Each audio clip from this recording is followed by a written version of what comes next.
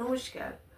আজকে যে লেখাটি বলবো সেটা হারবার্ট ম্যাকমিলান উক্তি, নিজেকে নিয়ে বাঁচা।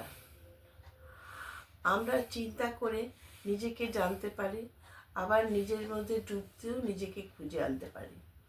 আমাদের কি ভালো লাগে, আমাদের কি ইচ্ছা হয়, আমাকে নিজেকে কীভাবে দেখব, এইসব আপনি অনুকরণ আপনি দেখবেন আপনার ভিতর থেকে বেরিয়ে আসবে অন্তর ইচ্ছাটা।